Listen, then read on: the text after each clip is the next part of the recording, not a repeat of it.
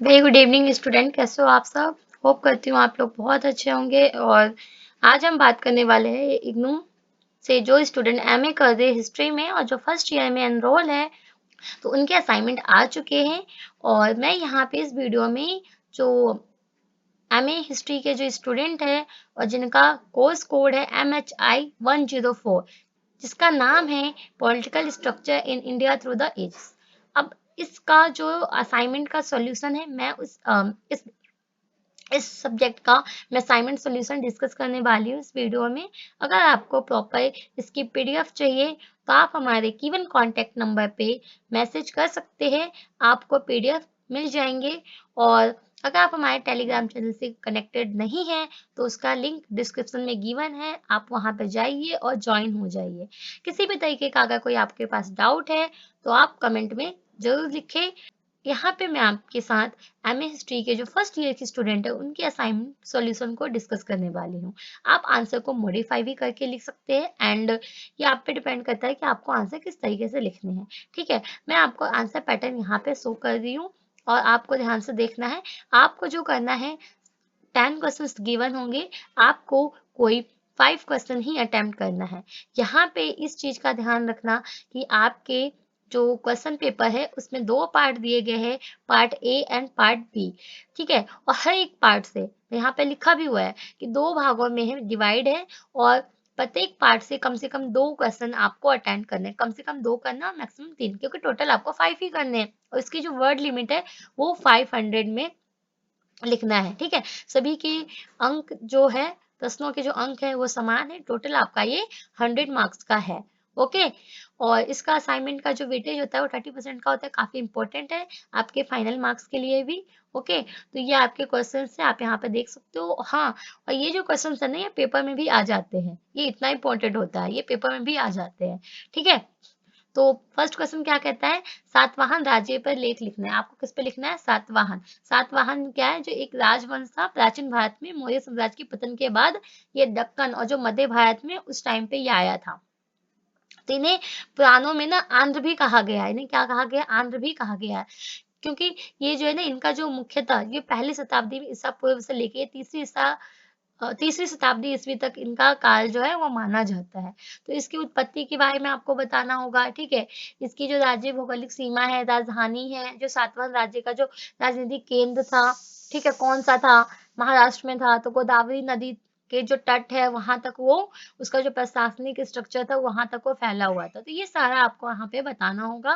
ठीक है, यहाँ पे जो प्रमुख शासक थे वो कौन से थे, इसमें जो प्रशासनिक व्यवस्था थी, जो सातवाहन है मूलतः राजतंत्रीय था, किंतु यहाँ पे अलग अलग लेवल पे जो सामंत थे और जो सैन्य अधिकारी थे उनकी जो भूमिका थी वो अलग अलग थी। तो ये आपको यहाँ पे बताना होगा प्रॉपर। ठीक है, अर्थव्यवस्था और व्यापार के बारे में आपको बताना होगा कि यहाँ पे जो कृषि है इसका विस्तार कैसे हुआ, वनों की सफाई, जो नए कृषि क्षेत्र है इसका विकास कैसे हुआ, जलाशय का निर्माण कैसे हुआ। ठीक है, ये सारा आपको यहाँ पे बताना पड़ेगा। और उसके बाद आपको यहाँ पे समाज, धर्म, भाषा, साहित्य और कला, इनके बारे में भी थोड़ा-सा आप बता देना। ठीक है? मैं ये नहीं कह रही कि आपको ये एज़ इट इज़ पूरा आंसर लिखना है, क्योंकि ये काफ़ी लॉन्ग है। आप इसको शॉर्ट करना, पॉइंट बना लेना और अपने अकॉर्डिंग आंसर्स को लिखना है। ठीक है? और उसके बाद इसको आप कंक्लूड कर दोगे और इस तरीके से हमारा फर्स्ट क्वेश्चन जो हो जाएगा वो हो जाएगा कंप्लीट। उसके बाद आता है क्वेश्चन नंबर सेकंड, राजपूतों के अंतर्गत राज्य निर्माण की प्रकृति को आपको बताना है कि राजपूत है, इनके अंतर्गत जो राज्य के निर्माण की जो प्रकृति है वो कैसी है। तो वो आपको बताना है कि जो राजपूत है उनके अंतर्गत जो निर्माण है, राज्य के जो निर्माण की जो प्रकृति है वो 7वीं से 12वीं शताब्दी के मध्यकालीन भारत में गुप्तोत्तर राजनीति विखंडित की पृष्ठभूमि में विकसित हुई, जो सामंतवादी और वैश्य तथा सैन्य प्रधान संस्था पर आधारित थी। उसके बाद उत्पत्ति एवं प्रक्रिया बताओगे आप। उसके बाद सामंतवादी संरचना एवं प्रशासन के बारे में भी आप बताओगे कि कैसे राजपूत राज्यों की जो मूल संरचना थी वो कैसी थी, विकेंद्रीकृत और सामंतवाद की थी, जिसमें राजा जो था सर्वोच्च होने पर भी शक्ति समानता और भोगी एवं सेनापति में क्या बटी रहती थी।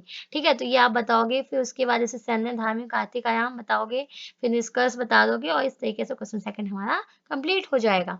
आधुनिक इतिहासकार ने दिल्ली सल्तनत काल के दौरान राज्य निर्माण को किस प्रकार से देखा, इसके बारे में आपको बताना है कि जो दिल्ली सल्तनत है इसमें इतिहासकारों ने किस तरीके से अपना दृष्टिकोण रखा है। तो राज्य के निर्माण जो थी एक बहुआयामी प्रक्रिया के रूप में वो देखते हैं।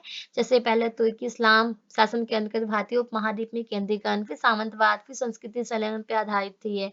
वहीं पे इरफान हबीब, सतीश चंद्र और जैसे पीटर जैक्सन जैसे विद्वान जो है एकता प्रणाली, सैन्य प्रशासन संरचना के माध्यम से इन चीजों को समझाया हुआ है।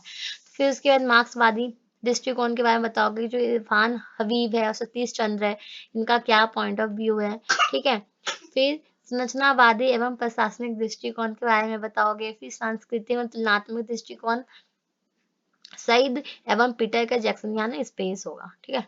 सईद एवं पीटर जैक्सन के बारे में भी आपको यहाँ पे बताना होगा, ओके। फिर आधुनिक जो बहस है, जो सीमा है, उसके बारे में, एंड देन कंक्लूड कर दोगे आप पूरे आंसर को। क्वेश्चन नंबर 4, विजयनगर साम्राज्य के राज्य की गठन प्रकृति पे आपको बताना है। तो इसमें भी पहले क्या करोगे, परिचय दोगे, फिर उत्पत्ति कैसे हुई, कैसे ये जो विजयनगर राज्य है इसका गठन 14वीं शताब्दी के प्रारंभिक दशकों में दिल्ली सल्तनत के विस्तार के प्रतिकार में ही हुआ, जिसको किसने किया था, यहाँ पे हरिहर और बुक्का, काफी फेमस नेम है ये।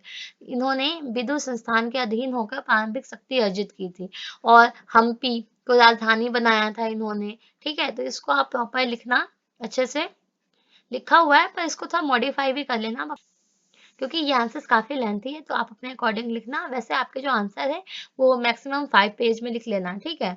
5 to 6 पेज में ही रखना, इससे ज्यादा मत रखना। और जो शॉर्ट आंसर होंगे उसके 2.5 पेज 2 पेज इतना ठीक है, ठीक है। तो इस तरीके से इस क्वेश्चन को भी आप कंप्लीट कर लोगे। फिर मालवा राजशाही के गठन के बारे में बताना है। तो यहाँ पे जो है आपको पार्ट ए से कोई भी 2 या 3 क्वेश्चन ही करने हैं, ओके। फिर यहाँ पे पार्ट बी आता है, चोल काल के दौरान जो राज्य है उस पे टिप्पणी लिखनी है आपको, ठीक है। उसमें आपके इसके जो आएंगे उत्पत्ति आ जाएंगे, विकास कैसे हुआ यहाँ, प्रशासनिक स्ट्रक्चर कैसा था, ठीक है, सैनिक धार्मिक आर्थिक विशेषता कैसी थी, ये सारा आप इसमें लिख दोगे। क्वेश्चन 7 क्या कहता है, पांडे काल के दौरान जो राज्य के प्रशासन उस पर आपको चर्चा करना है, ठीक है। तो वही इंट्रो से स्टार्ट करके आप फिर केंद्रीय प्रशासन, प्रांतीय और स्थानीय प्रशासन, सैन्य और राजस्व व्यवस्था, ये सारा आप क्या करोगे, बताओगे, ठीक है। उसके बाद लास्ट में इसको कंक्लूड कर दोगे और इस तरीके से क्वेश्चन 7 हमारा कंप्लीट हो जाएगा। क्वेश्चन 8 है, दिल्ली सल्तनत के प्रशासनिक ढांचे को क्या बताना है, उसका जो विकास है उसको आप किस प्रकार से देखते हो।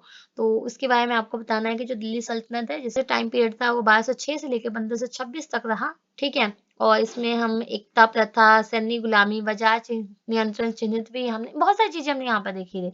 कुतुबुद्दीन ऐबक तैमूर के आक्रमण तक यहाँ पे ये जो प्रक्रिया चली थी, जिसमें गुलाम खिलजी, तुगलक, लोधी सब यहाँ आए थे, सबको हम यहाँ पे पढ़ते हैं, ठीक है। तो उसके बारे में आप लिखोगे कि कैसी 1206 से 1290 के बीच में कैसा टाइम पीरियड रहा, ठीक है। उसके बाद एक एक करके आप बताओगे यहाँ पे, क्योंकि आपको दिल्ली के विकास के बारे में बताना है।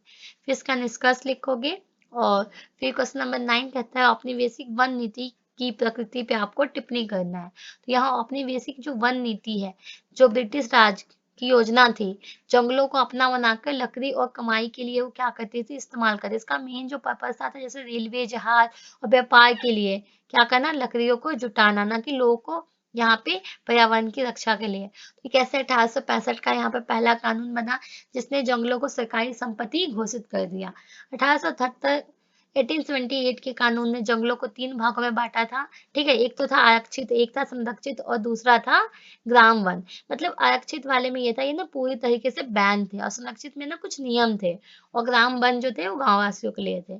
तो फिर उसके बाद 1927 का जो मुख्य कानून बना, वन अधिकारियों को पूरा नियंत्रण देता था, जिसमें स्थानीय आदिवासियों को जंगल में घुसने और लकड़ी तोड़ने पे क्या जुर्माना लगाया गया और जेल भी होती थी। मतलब वहीं के लोग, लेकिन वही जंगल में नहीं घुस सकते थे। देख सकते हो आप क्या स्थिति थी पहले, ठीक है। उसके बाद इसके विचार, वैचारिक आधार बताओगे, प्रशासनिक ढांचा बताओगे कि कैसे क्या हुआ, और फिर इस क्वेश्चन को भी आप क्या करोगे, कंक्लूड कर दोगे।